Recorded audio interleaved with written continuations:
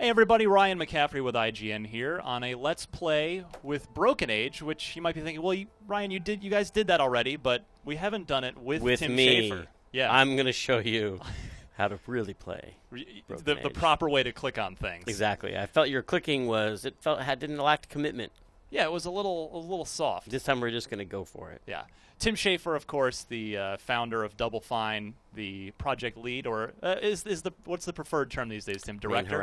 Main harasser. I think we still call them project leaders in Double Fine. It's that holdover from the old days at Lucas. Yeah, why not? It's a nice sounding term, right? Project. It has lead. Leadership in it. Yeah. It reminds you what you're supposed to do.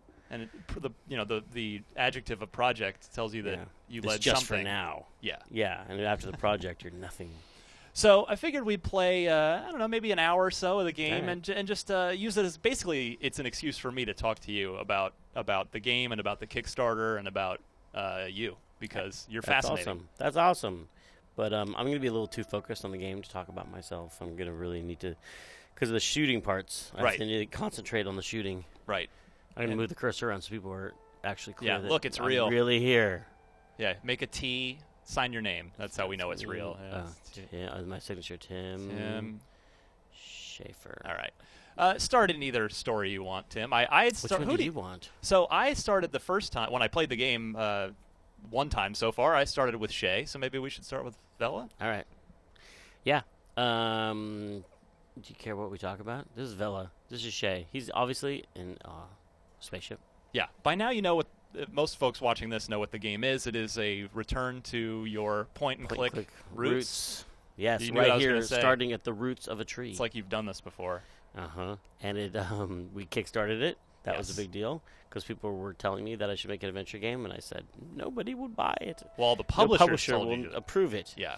But the people said, I'll give you some money. And I thought, gosh, if there were only 90,000 of you.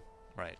Who all gave me $35, we could all do it, and that's what happened. We're almost 2 years to the day from the launch of the Kickstarter. Yeah, we launched it at DICE. Yeah, and you said, okay, we want $300,000, and then plus another $100,000 for the documentary, right? And then originally it was going to be a documentary first, mainly by this crew, 2 Player Productions, who did the Minecraft documentary, and they kickstarted it, and they were the ones who kind of encouraged us that Kickstarter was not a crazy idea, that we could do it and not be afraid.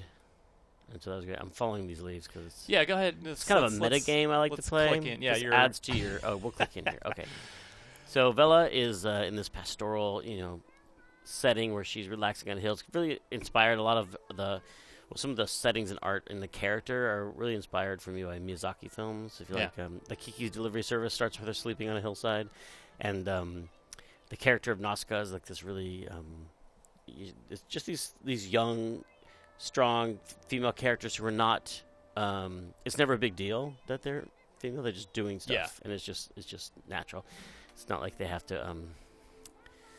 Now, is it a subconscious thing for you now that you're because the last time you made an adventure game, you were not a father, and now you are. So is that a subconscious reason why this game stars kids? I mean, that would make sense, except for I really had this idea about Vela's side of the story. When I was working on Brutal Legend, way before I had a kid, when I was just thinking about, I think I was watching King Kong or something, where someone was up for a sacrifice, and you always think when you watch movies, like, what would I do if I was in that? I feel like I would try and kick him in the nose, or like trying to, something. And I hadn't really seen too many stories where someone was being sacrificed, but decided to fight the monster that was going to eat them. So she's been chosen for this very important honor in her town. Right. And everybody is like, this is the big day where she's going to get all dressed up and save her town by volunteering to be eaten by Mog Chothra. And this is her little sister, Rocky. He's a teapot or sugar bowl. Sugar Bunting is the name of the town. Shaped homes. Yeah, I think Nathan Stapley, our lead artist, painted all the buildings to look like sugar bowls. So I think that was Nathan. It might have been Levi. We have a lot of talented people. Yeah. Exactly. Either way, the art's pretty. I'm curious. You mentioned of course, the documentary at the top, and that's been. I've told you this in person before. That for me, the documentary has been worth backing alone. Like taking the game out of it entirely. Like the episodes. I think it's a dozen or maybe even a few more with the little side ones as well. That 2 Player Productions has done. It's been a fascinating look. I mean, if you look back at the pitch video, I was like, maybe we'll make a game. It might all fall to pieces, but either way, this documentary is going to be great. Right. So that's really a lot of our backers say they got their money's worth and out of that, and I was like, I hope so, because that might not have turned out as well as it did. 'Cause it ended up turning out well, so we ended up okay. And this is the murder scene. So Right. the horror Spoilers. section of it. Cover your eyes if you get scared easily. Oh, God, there it is. So, how do you feel about the documentary process now that it's over? Would you do it again? It's not over, because you Well, have to make part 2. Right. Okay, it's Now they've been doing it for 2 years. You've shipped something, so a stage of it is Yeah. complete. I really like it. I really like because I like attention, obviously. Sure. And I like people seeing when I go on diets and when I don't go on diets, so it's always fun. But I really wanted to show people what it was like to make a game, because I think it's both harder and easier than most people think. It's I think harder. When you're It's not easier. when I was growing up, I liked video games, but it never occurred to me that I could make them. Yeah. Because I assumed they were being made by scientists or people much smarter than me with access to lasers and robots and all the Right. things they needed to make games. And if I had known that it was just a bunch of numbskulls like me, or I mean, smart people for sure, but young kids, like a lot of those people in the early Atari days were like 16, Yeah. they're making the game, and there was no biological difference really. There's that it's possible, that it's a career possibility for a lot of people who maybe haven't thought of it yet. So I wanted us to show us, us making the game. We're definitely not smarter than anybody. You can do it if you just. But also, I did want to show how hard it was too, because I think a lot of players of games, they often think, why didn't they just add more puzzles, or why didn't they just add multiplayer? That seems like it'd be easy to enable, and Just flip a switch. and to realize that everything that you talk about, every feature in a game, costs money, and it costs thousands of dollars each, and it's really expensive to make these games. And by money, it means time to pay the money. people to make it. And also the choices, a lot of people, and even I assume this when I play another game, like everything is a choice, as if you chose to go down all these paths. And sometimes these choices are made for you, because it's just you chose peer-to-peer networking, and that means you had to do a certain thing in multiplayer. Right. You couldn't have the axe swing really fast because there's this lag or something like Sure. that. And they're like, why didn't they make the axe swing faster? And they just sometimes they think that we're just making these methodical decisions. We're really just trying to hang on and make a complete fun product by the time the money runs out, Yeah. So speaking of sharp objects, we need the ceremonial knife here Searching for the knife. to complete this first puzzle. When I play it, I see details every time that I hadn't seen before that the artist snuck in. Like, I think her necklace is meant to be a little tiny Mogchathra. Oh, yeah. Look at that. They sneak all these little details in there. I'll try to make you proud, Rocky. We called them Easter eggs back in the day. Yeah. And that tearing is not in the game. That's obviously it's faulty streaming equipment. It is actually. It actually They legitimately won't is. see that at home, will they? Because the game, we locked it at 60, which Yep. is great. All of our lead programmer did that. There's little details, too, like you can see these little Russian stacking dolls on the shelf. Yep. Little, Reference to, of course, the Stacking. game by Double Fine of the same name. I was just wondering, what if they're we over there on the right. I think it looks the like a monster Blackmore. instead of feeding it? So she asked, like, why can't we fight this monster? And Please, my loves. everyone is like, what are you talking about? It's a great honor. Yeah, You've been chosen. Very submissive group here. Yeah, except for the grandfather who remembers the glory days of when everybody in this town used to be a warrior, and it was called steel bunting. Grandpa Yes. Beastender? And yes, for the knife, he's Do you know very, where Mom's knife is? He's a little forgetful. he's a little forgetful, and he seems to be hiding something too. And Why do he you skip the explains. Maiden's Feast, Grandpa? So I'm also curious, Tim. So would you do Kickstarter again after having? I mean, Oh, yeah. obviously it went well for Yeah, he you really this liked time. it. I am but- one of those people who's like, Kickstarter is the solution to you have the mumps, try Kickstarter. Just because it was it has so many advantages. You get money without strings attached, like you normally. Right. Like any investor wants, like they want all the 35 times their investment back, or Yeah. any publisher wants you to explain for like 40% of your time, creating documentation, proving that you're not going to lose their money. And that's a heavy tax that comes along with any sort of money. But the Kickstarter funds just comes with people saying, we want you to make this thing that you said you're going to make, so please make it. But you don't just get the money; you get this group of Enthusiasm, enthusiasts and just the love that comes out. They're like, "Oh my God, I'm part of this thing," Yeah. and they realize they made it happen, so they feel really like a part of it. And then we add the documentary on top of it. But it just gives you all these people whose energy, just their enthusiasm, is what feeds you during the tough times on a project. And this is our dialogue. We have dialogue trees because we're not. I knew that the people Thank you, by backing the this way. project were adventure game Yes. fans, and they didn't need They would like dialogue trees. We have some. It's been in beta for a while, and some of our backers were like, some of the things look too tablety, and we want to have a control scheme more for the PC. So like, this is the old cursor that's really big. On the newer build, that's a little bit smaller, and the inventory system will work a little different, and that's based on feedback from our backers. Excellent.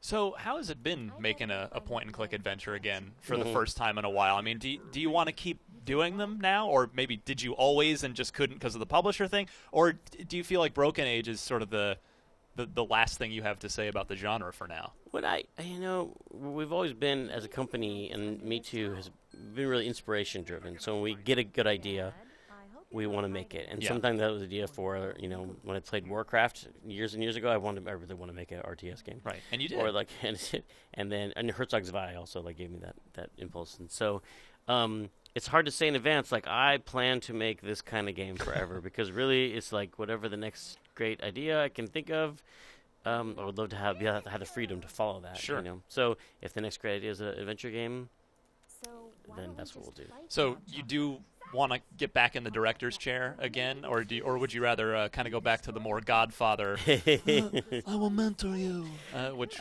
you'd kind of been doing with after Brutal Legend and the company sort of split into smaller teams. You'd been sort of the Godfather mentor role mostly. I got to use that term Godfather a little bit more around the office, and that is almost the bigger question, because it's so time consuming to write all this dialogue and work specifically on one project. I was just really lucky that my team is really experienced and they can kind of run themselves, But I also miss being around the other projects. I was able to help a little bit on Costume Quest with some of the writing, and did some writing on Iron Brigade, and I liked having that kind of story involvement with all the other projects, and so I would like to probably do that for a while after this project ends. Because we're kicking off a whole bunch of, we're doing a lot of projects this year. We're already doing Space Base and Hack and Slash and Massive Chalice, and there's some new things coming down the pipe.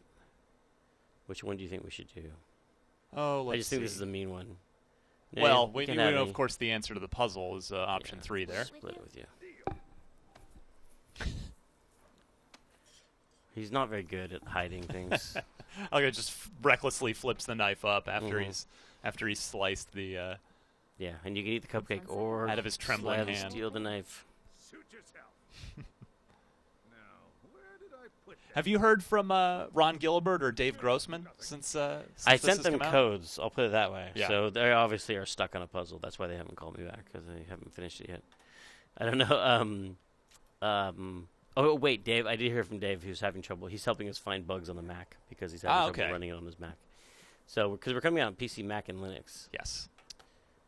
So, okay, now who should I stab? The little girl or the cake? Maybe the cake. To serve this girl up. But first, can I ask just one more time? How about have you heard from any publishers that have reached out and said, "Hey, it turns out this adventure game thing is still pretty awesome. Let's talk." Let me think. I mean, when we first launched it, a bunch of publishers were like, "Why didn't you ask me you only needed $300,000? I could have given you $300,000 for it." I was like, I really didn't want, I was going to do a game with a publisher. Yeah, you didn't want the strings attached. No, it has not yet been a big. Obviously, on Tuesday when this goes live to the world, and we start making so much money off of it, then all the publishers come to us. Right. Everyone will come to us and want a piece of that.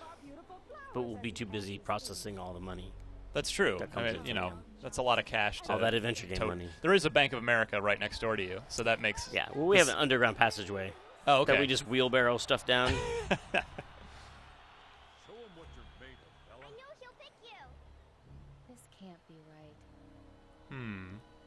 Now, this is the Maiden's Feast. This is one impact I think having a daughter had on me, is that I got very familiar with princess cakes. And she loves to watch YouTube tutorials on how to make princess cakes. I love the... Do you know what a princess cake is? My daughter is only 2, so I'm not quite there yet. She already wants a princess cake. Already? Wow. They're just these round cakes that you shove a Barbie doll in. Like you wrap the Barbie doll in saran wrap and shove them in. Interesting. And then you cover it with all kinds of frosting. So they're all being up for display in different ways. This one has candles. When the monster gets close, you can use your candles to burn its eyes. Don't distract How about has Kickstarter sent you a gold watch or anything? Because you basically made it cool for video games to go on Kickstarter, and now Kickstarter is. I mean, you are definitely responsible for raising the profile of Kickstarter. There's no doubt about that. I think I got a lot from them, and I mean, we really benefited from Kickstarter, and I think it was one of those rising tides raise all boats. Yeah. Wait, does it raise the boats? Yes. Floats the boats? Raises. Yeah, all whatever ships. rising tide floats your boats. So it's definitely been a mutually beneficial, relationship. But it's all been casual. Like we don't have any sort of agreement or anything. Sure, no, It's all just like they wanted to. I would think they'd send over some princess cakes or something for you guys after after elevating. Well, their they know profile so much. about me trying to be on a juice diet, so they probably wouldn't. Wait, did I talk to her? What do you say we break out of here? Trying to get us all to quit so you'll win. They did actually approach us with the idea of doing a Kickstarter a year before we actually did it. Interesting. And I said, "What's Kickstarter?" I didn't no idea what it was, and I asked our business person at the time, like, "What's Kickstarter?" He said, "Oh, it's this thing. Artists use it to raise money for small projects." And I've got a plan. but they've never. You don't raise anything more than like $5,000 to $50,000. You Yeah. couldn't raise any more than that. And so we didn't call him back, and then a year later, we did, and it was more than $50,000 that we got. So Yeah, it worked out. it worked out. It's just funny. It makes you really think about all those wacky ideas you get in the mail. You're like, I wonder if this one could totally change our lives and company. And now the family, even though Mog Chothra arrives, and even though it's a great honor, once you actually see the monster, it's pretty terrifying. But still, everybody wants to get eaten. Da da da da. It's a great little shadow touch effect. of Godzilla music So majestic. as he drools. Yeah, of course. Got it. Mm-hmm. Here I am, merciful King Mog Chothra. Over here. No, this way, Great One. I am the one you've come so far to find. It's like Cthulhu meets Flight of the Navigator. He's drawn to the Uh-oh. That's what you get for putting fire on your costume. What? No way. He's coming my direction. The women, of course, represent the elemental forces of nature with Yes. fire and water and Earth. drumsticks Yeah. and Chicken. roses. Yeah. Yep. And then, after some careful consideration, I regret nothing. Delicious cake. Now- We added up the kind of...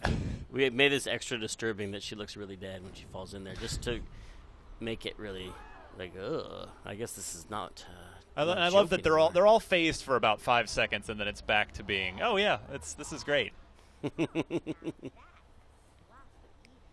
So before we finish off Mog Chothra, hey, does let's that have any thorns? let's pause right here, and we'll come back with more from Tim Schafer and Oh, Broken just- we Age take a tomorrow. course break. Yeah, I'm proud of you guys for hanging out this long. Yeah, we'll be been back with pretty long. about another 45 minutes worth of this, and we'll finish off, hopefully be able to escape Mog Chothra's grasp. Let's keep it right here on IGN.